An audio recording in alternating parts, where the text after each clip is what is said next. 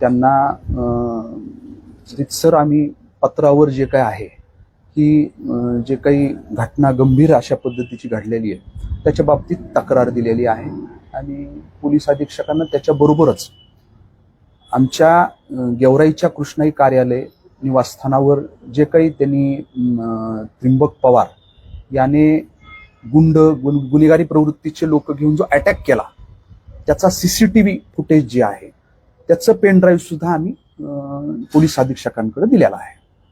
काय मागणी केलेली आहे तुम्ही आज पोलीस अधीक्षकांकडे?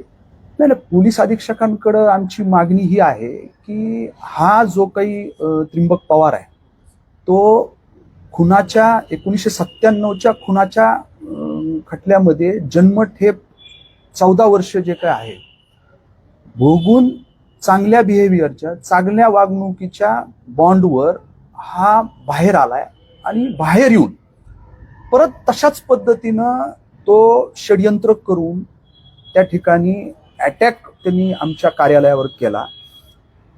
त्याला माहिती होतं की इथं अमरसिंह पंडित हे बसलेले आहेत. फक्त एवढाच विषय झाला, जस्ट अर्ध्या घंट्यापूर्वी ते एका प्रभागामध्ये तिथं गेले, त्या प्रभागाच्या ठिकाणी, त्या बूथच्या ठिकाणी, आणि तिथून माहिती घेण्यासाठी काही कारणाने ते बाहेर पडले होते.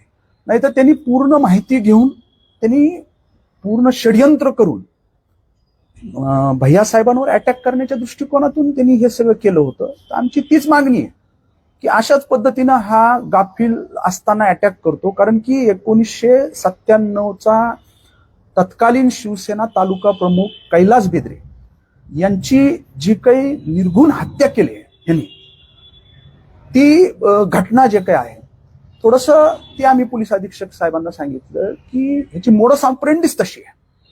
त्यावेळेसही त्यांनी रात्री 12:30 वाजता जे काय आहे त्यांच्या घरी जाऊन स्वर्गीय कैलास बेदरेंच्या जुन्या गेवराईमध्ये तो वाडा होता, त्या वाड्यामध्ये त्या बेदरेच्या जाऊन वरच्या माडीवर ते झोपलेले असताना अचानक दरवाजा वाजवून काही बरोबर गुन्हेगारी प्रवृत्तीची लोक घेऊन एक 5-7 जणांनी एकदम अटॅक केला. त्यांना तिथं भोसकलं आणि त्याच्यानंतर त्यांच्या डोक्यात काहीतरी असं मारलं, वार केला, मारलं, असं मला वाटतं काहीतरी हत्यार होतं त्याच्या, ह्यांनी ते डोक्यामध्ये मारलं आणि माडीहून खाली ढकलून दिलं. अशा पद्धतीची ती घटना आहे. म्हणजे त्याचं एक म्हणलं ना तुम्हाला पद्धतच ती आहे. परत ह्यांनी अशा पद्धतीनं बाहेर येऊन त्याच पद्धतीनं जेलमधले, कारण ते पूर्ण बरोबर असणारे जे काय आहेत अनोळखी लोक होते आणि माहिती अशी भेटतीये की जेलमध्ये असताना अशा पद्धतीनं लोक गोळा केलेले बरोबर तिथले जे गुन्हेगार आहेत तेच लोक बाहेर आलेले जे काय त्यांची जामीन झाली, काय जे झालं असेल ते लोक त्यांनी 4 दिवसापूर्वी मतदानाचे आणून ठेवले होते. पहिलं पूर्ण प्री प्लॅन होतं. आम्ही अधीक्षकांना हेही बोललो की ते निवडणुकीच्या भाषणामध्ये सुद्धा त्यांचे भाषणं काढा तुम्ही, ते चिथावणीखोर पद्धतीनं बोलत होते. त्यांचं दुसरं काही हे नव्हतं, विकास किंवा आम्ही गेवराईमध्ये हे करणार, नगरपालिकेच्या अनुषंगानं, शहराच्या विजनच्या अनुषंगानं काय करणार काय नाही. त्यांचं फक्त आणि फक्त एक अमरसिंह पंडितांना टार्गेट करून सगळ्या गोष्टी होत्या. हे पहिल्यापासून होतं आणि ते मतदानाच्या दिवशी त्यांनी केलं जे करायचं. मतदानाच्या अगोदर एक व्हिडिओ व्हायरल झाला होता जे की ज्या अध्यक्षपदाचे उमेदवार एका मतदारांना धमकवत्या, त्यानंतर असा प्रकार घडला. तुम्ही निवडणूक आयोगाला तक्रार केली होती, दखल घेतली गेली नाही वेळेत? निवडणूक आयोगाने माझ्या माहितीप्रमाणे त्या उमेदवारांना तशा पद्धतीने एक नोटीसही काढलेली आहे. त्याच्या बाबतीतही आम्ही चर्चा माननीय पोलीस अधीक्षकांसोबत आम्ही केलेली आहे की त्याही वेळेस जे काही आहे एका दुकानदाराला, म्हणजे थेट त्याच्या दुकानाच्या समोर जाऊन तू मतदान कर, नाही तर तू मी हितच आहे, तुला झोडपून काढेन, अशा पद्धतीचं वक्तव्य एका महिलेनं त्या उमेदवारानं त्या ठिकाणी केलं. हे काय चाललंय काय नाही हे वाटतच नव्हतं पहिल्यापासून. आम्ही म्हणतच होतो की हे शांततेत आणि लोकशाही पद्धतीनं कुठलाही लोकांना जे काही वाटतंय, कुणाची विचारधारा चांगली आहे, कुणाला आपण मत दिलं पाहिजे, अशा एक वातावरण बिघडवण्याचं काम पहिल्यापासून जे काही आहे, एक दबावात आणायचं लोकांना, हे पहिल्यापासून त्यांचं चालू होतं. 1997 नंतर पुन्हा 2025 मध्ये गेवराईत ते दहशत निर्माण करण्याचा त्यांचा प्रयत्न आहे. निश्चित हे समाजाला त्या ठिकाणी घातक अशा पद्धतीची ही प्रवृत्ती आहे. त्यांनी आत्ताच माझ्या माहितीप्रमाणे 2-3 महिन्यापूर्वीच तो जो आहे तो चांगल्या वागणुकीच्या बॉन्डवर बाहेर आलाय आणि 4-6 महिन्यातच परत तो अशा पद्धतीनं एका घरामध्ये, कार्यालयामध्ये, घरामध्ये जाऊन जर का अटॅक करत असेल आणि तिथं तो त्यांना मारताना म्हणतोय ना की अमरसिंह पंडित कुठे आहे, त्याला आम्हाला जे काय आहे पाहायचंय, त्याला आज इथून संपवल्याशिवाय जायचं नाही, अशा पद्धतीचे वक्तव्य त्या ठिकाणी येऊन करतोय. हे निश्चितपणानं हे शांतता भंग करणार आहे, कायदा सुव्यवस्थेला त्या ठिकाणी बाधा पोहोचवणार आहे. यांना वेळीच पायबंद करणं हे पोलीस प्रशासनाची जबाबदारी आहे. पोलिसांनी डॉक्टर सरांचा जबाब घेतलेला आहे, त्यावर गुन्हा दाखल झालेला आहे. हो, त्यांचा जबाब घेतला, पण ते कार्यालय जे काय आहे ते आमचं कार्यालय होतं, ते निवासस्थान आणि कार्यालय अशा पद्धतीनं. त्याच्यामुळं आम्हाला तक्रार देणं हे गरजेचं होतं, त्याच्यामुळं आम्ही तक्रार दिलेली आहे. ते भैयासाहेबाचे स्वीय सहाय्यक म्हणून त्यांना झालेली मारहाण आणि काय झालेलं आहे ते सविस्तर त्यांनी सांगितलंय. त्या अनुषंगानंच आम्ही तक्रार दिली. गेवराईची घटना घडलेली आहे त्यावेळेस तुम्ही बघू शकता की पूर्वनियोजित हे सगळं वाटतं, कारण की लाठा काठ्यात मोठी दगड जी आहेत ती त्या ठिकाणी होती आणि त्यानंतर खरं तर भैयासाहेब तिथे भेटले नाही, त्यामुळे डावकर सरांवरती हल्ला झाला. हो, नक्कीच. मी म्हणतोय ना, तिथं ते चिथावणीखोर पद्धतीनं त्या ठिकाणी आव्हान देत होते, त्याला शिव्या देऊ लागले. अक्षरशः तुम्हाला सांगतो, दुसरा आमचा एक तिथं ड्रायव्हर शरद काळे नावाचा होता, त्यांनी ह्यांना थोडंसं बाजूला केलं, धरलं आणि तेवढ्या ह्याच्यात त्या कंपाऊंड मधनं ते कार्यालयाच्या मध्ये अमृत डावकर जे आहेत ते स्वतःचा जीव वाचून मध्ये पळाले, म्हणून ते वाचले. नाही तर त्यांना कशा पद्धतीनं मारहाण चालू होती, त्यांनाच तिथं त्यांनी कमी जास्त त्या ठिकाणी झाला असतं, त्यांचा जीव गेला असता. म्हणजे त्यांना ते सांगायलेत की भैयासाहेब इथं नाही येत, म्हणजे आता तुला आम्ही सोडत नाहीत, अशा पद्धतीचे त्यांचे वक्तव्य होते.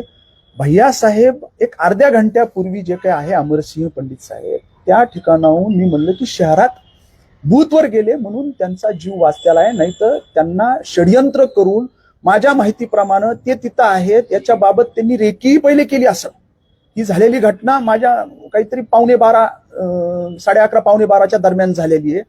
त्यांनी रेकी केली असेल. ते 9 वाजल्यापासून मुक्कामीच तिथं होते, तर त्यांनी रेकी केली असेल. त्यांना वाटलं असेल आता इथं कुणी नाहीये, इथं जाऊन ह्यांना अटॅक त्यांच्यावर करायचं आणि त्यांना संपून टाकायचं. माझा एक शेवटचा प्रश्न आहे, आम्ही माध्यम म्हणून पवार कुटुंबाची बाईट घेण्याचा प्रयत्न करतो, त्यांची बाजू घेण्याचा प्रयत्न करतो, मात्र ते कुठेही माध्यमांसमोर येत नाहीयेत, आपली भूमिका खरं तर बोलून दाखवत नाहीयेत. का नेमकं ते ह्या सगळ्या गोष्टीपासून अलिप्त राहत आहेत, का मौन बाळगतात असं वाटतंय? नाही, त्यांना ते आता हे व्हायलंय ना, आपण करून गेलो. हा जो आहे विक्षिप्त आहे, हा त्रिंबक पवार जो काही आहे तो अतिशय विक्षिप्त आणि विकृत अशा मनोवृत्तीचा आहे. त्याला हे करत असताना अशा घटना त्याला काही लक्षात येत नाही. तो त्या ठिकाणी कुठेही असा ह्याच्या भानावर नसतो, ते एकदम बेभानपणे त्याचं असं काय करतो काही लक्षात येत नाही. आणि आता जे काही आहे हे घडल्यानंतर, घटना घडून गेल्यानंतर ते आता सगळ्या गोष्टी त्यांच्या लक्षात आल्या असतील, त्याच्यामुळं आता ते तोंड लपून फिरताय. स्वतः माजी आमदार लक्ष्मण पवार एका व्हिडिओमध्ये तुमच्या बंधूच्या अंगावर धावून जाताना पाहायला मिळतात. हो, म्हणजे हे पूर्ण जे काही आहे ते गुन्हेगारी प्रवृत्तीचे आहेत. तुम्ही बघा त्यांच्या भाषणामध्ये, आम्ही गेवराईचे पाटील आहेत, आम्ही कुणाला हे करत नाही, ह्यांना आम्ही नीट करू, अशा पद्धतीचे चितवणीखोर जे काय आहेत यांचे वक्तव्य वेळोवेळी पाहायला भेटतात. त्याच्यामुळं त्यांना ते असे म्हणलं ना तुम्हाला, हे लोक पूर्ण विकृत आणि विक्षिप्त अशा मनोवृत्तीचे लोक हे आहेत. सचिराज पंडित आणि त्यांना देखील मारहाण झाल्याचा सुरुवातीचा प्रकार होता, नेमका काय तो प्रकार होता आणि कुणी मारलं होतं, त्या प्रकरणात काय वेगळा गुन्हा दाखल झाला? नाही, हे बघा, आता सुरुवात हिची जी झालेली आहे ती मला वाटतं प्रभाग क्रमांक 10 मधील एका बूथवर, मोंडा नाक्यावर ईदगाचं जे बूथ आहे तिथून सुरुवात झाली. तो असा विषय झालेला आहे, ह्या ज्या उमेदवार आहेत गीताताई पवार, ह्या उमेदवार जे आहेत त्या तिथं गेल्या. वास्तविक पाहता उमेदवार असो किंवा प्रतिनिधी असो उमेदवाराचा, इथं तुम्हाला मध्ये जास्त वेळ थांबता येत नाही. तुम्हाला कुठल्या मतदाराला किंवा दुसऱ्या एखाद्या प्रतिनिधीला तुम्हाला कुठलं असं काही हे करता येत नाही. म्हणजे त्याला बोलणं किंवा त्याला कुठल्या गोष्टीसाठी उद्योग करणं हे करता येत नसतं. त्या तिथं आल्या आणि आमचा जो प्रतिनिधी आहे, आमच्या उमेदवाराचा मुलगा, तो तिथं त्यांचा प्रतिनिधी होता, तो एकटा तिथं मध्ये होता. त्याला त्याच पद्धतीनं त्यांनी धमकवायला सुरुवात केली की मतदान 5:30 वाजेपर्यंत, तू खूपच जास्तीचा शहाणपणा करतोयस, तुला हे मतदान संपल्यानंतर तुला दाखवते काय काय. अशा पद्धतीनं त्या आमच्या प्रतिनिधीला त्यांनी तिथं धमकवायला सुरुवात केली. हा बाहेर पृथ्वीराज पंडित जो आहे आमचा पुतण्या, हा बाहेर होता. त्याला मधून तशा पद्धतीनं तो बाहेर आला प्रतिनिधी, तो म्हणला मला धमकावतात. म्हणून हा गेला त्यांच्याकडं आणि त्यांना म्हणला की तुम्ही अशा पद्धतीनं आमच्या प्रतिनिधीला धमकवायचं काही कारण नाहीये. कारण त्यांची पहिले त्यांनी तुम्ही पाहिलं असेल की ते मी जे म्हणलं ते की दुकानदाराला प्रचार करत असताना धमकावतात. त्यांची ती पद्धतच आहे, दबावात आणणे, दहशत निर्माण करणे. फक्त त्यांनी त्यांना जाब विचारला की बाबा तुम्ही आमच्या प्रतिनिधीला धमकवू नका, तुम्ही ज्याला जे करायचे ते करू दे, तो आमचा प्रतिनिधी आहे, तो मतदारांना घेऊन येईल, तो लाईनला लावून काय मध्ये जे काय आहे पोलचीट देईल, जे काय असेल ते. तर तिथून त्यांनी जे काय आहे थेट ह्याला हे करणं, त्यांचा मुलगा तिथं होता त्याला त्याच्या अंगावर घालणं, त्यांच्या बरोबर असणारे जे काही लोक होते ते थेट पृथ्वीराज पंडित यांच्या अंगावर घालण्याचं काम केलं आणि तिथून वादाला सुरुवात झाली. म्हणजे बूथवरच दहशत निर्माण करायची होती त्यांनी. हो, पूर्ण शहरात दहशत निर्माण करायची, मतदार हा प्रभावित करायचा, मतदाराला अशा पद्धतीने हे करायचं की तुम्ही जर आम्हाला मतदान केलं नाही तर आम्ही तुम्हाला जे काय आहे ते मारू, तुम्हाला सोडणार नाही. अशा पद्धतीचं शहरात त्यांच्या पहिल्यापासून तीच पद्धत आहे. अमृत डावकर सरांनी जबाब दिलेला आहे, तुमचा वेगळा जबाब तुम्ही देणार आहात का? नाही, जबाब दिल्यावर मी सांगतोय काय, लेखी पत्र जे काय आहे आमचं कार्यालय ते, त्याच्यामुळं माजी आमदार अमरसिंह पंडित साहेबांच्या लेटर हेडवर रितसर आम्ही पत्र म्हणजे ती तक्रारच दिलेली आहे, ती पोलीस अधीक्षकांकडे दिली. त्याची सगळी शहानिशा करते. सीसीटीव्ही फुटेज जो आहे तो अजून कुठेही बाहेर आलेला नव्हता, त्याचं पेन ड्राईव्ह आम्ही दिलेला आहे, ह्याची शहानिशा करा. तो थेट गाडीमधनं येतोय, लोक घेऊन येतोय, स्वतः गाडी त्रिंबक पवार चालवतोय, तिथं उभा असणाऱ्या आमच्या गाडीला त्यांनी धडक दिली आहे. सगळं सीसीटीव्ही फुटेज मध्ये आलं. त्या व्यक्तीमुळे गेवरातील काही जण असतील किंवा तुमचे कार्यकर्ते असतील त्यांच्या जीवितास काही धोका आहे? कारण की डावकर सर म्हणजे जे तुमचे सीए सहाय्यक आहेत त्यांच्यावरती थेट हल्ला केला जातोय, त्यामुळे भैयासाहेबांच्या जीविताला धोका आहे. अहो, भैया साहेबांच्याच त्यांनी जीवे मारण्याचं षडयंत्र त्याचं होतं. हे आमचे स्वीय सहाय्यक अमृत डावकर यांच्या जबाबामध्ये आलेलं आहे. लोकांचं काय, एक लोकप्रतिनिधी एवढ्या 25-30 वर्षापासून त्या सार्वजनिक जीवनामध्ये काम करणारा लोकप्रतिनिधी, त्याला थेट मारण्याचं कटकारस्थान होतंय, तर सामान्य व्यक्तीचं काय? याला गेवराई तालुक्याला, त्या भागाला या प्रवृत्तीपासून धोका आहे.